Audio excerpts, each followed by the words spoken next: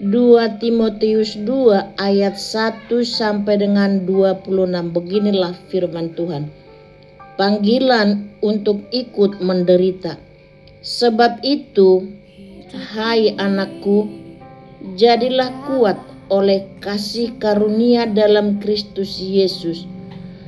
Apa yang telah engkau dengar daripadaku di depan banyak saksi, percayakanlah itu kepada orang-orang yang dapat dipercaya, yang juga cakap mengajar orang lain. Ikutlah menderita sebagai seorang prajurit yang baik dari Kristus Yesus. Seorang prajurit yang sedang berjuang tidak memusingkan dirinya dengan soal-soal penghidupannya, supaya dengan demikian ia berkenan kepada komandannya.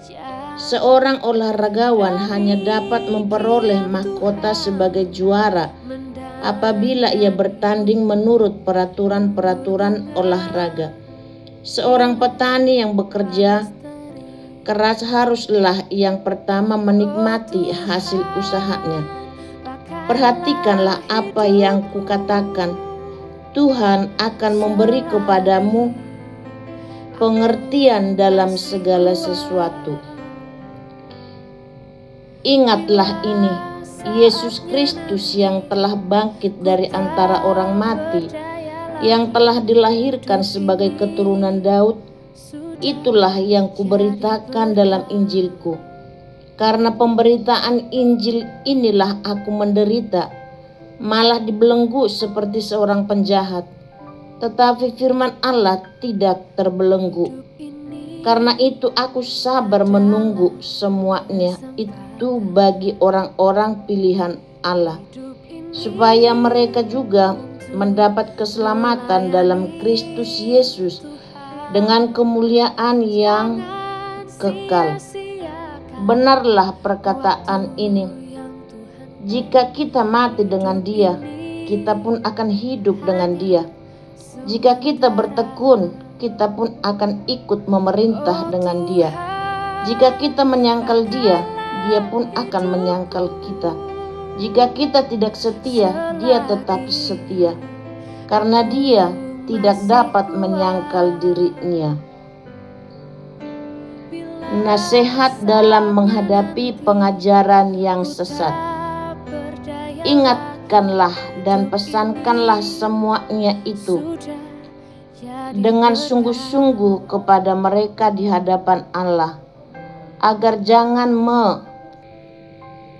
mereka bersilat kata, karena hal itu sama sekali tidak berguna, malah mengacaukan orang yang mendengarnya.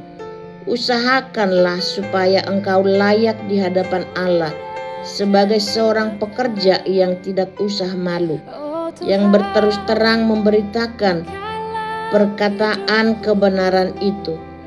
Tetapi hindarilah omongan yang kosong dan yang tak suci, yang hanya menambahkan kefasikan.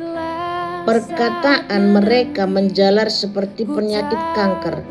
Di antara mereka termasuk Himeneus dan Filetus, yang telah menyimpang dari kebenaran dengan mengajarkan bahwa kebangkitan kita telah berlangsung, dan dengan demikian merusak iman sebagian orang.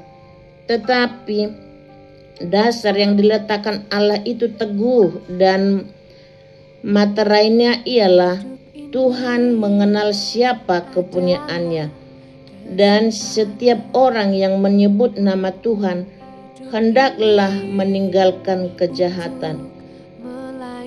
Dalam rumah yang besar bukan hanya terdapat perabot dan dari emas dan perak, melainkan juga dari kayu dan tanah. Yang pertama dipakai untuk maksud yang mulia, dan yang terakhir untuk maksud yang kurang mulia.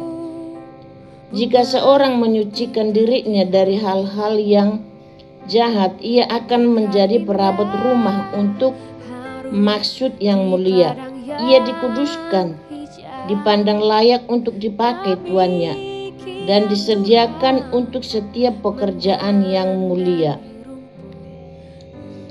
Sebab itu jauhilah nafsu orang muda, kejarlah keadilan, kesetiaan, kasih, dan damai bersama-sama dengan mereka yang berseru kepada Tuhan dengan hati yang murni. Hindarilah soal-soal yang dicari-cari, yang bodoh dan tidak layak. Engkau tahu bahwa soal-soal itu menimbulkan pertengkaran. Sedangkan seorang hamba Tuhan tidak boleh bertengkar, tetapi harus ramah terhadap semua orang. Ia harus cakap mengajar, sabar, dan dengan lemah lembut dapat menuntun orang yang suka melawan. Sebab mungkin Tuhan memberikan kesempatan kepada mereka untuk bertobat dan memimpin mereka sehingga mereka mengenal kebenaran.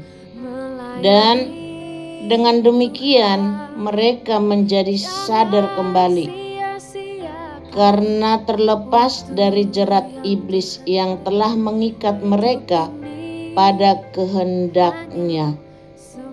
Amin.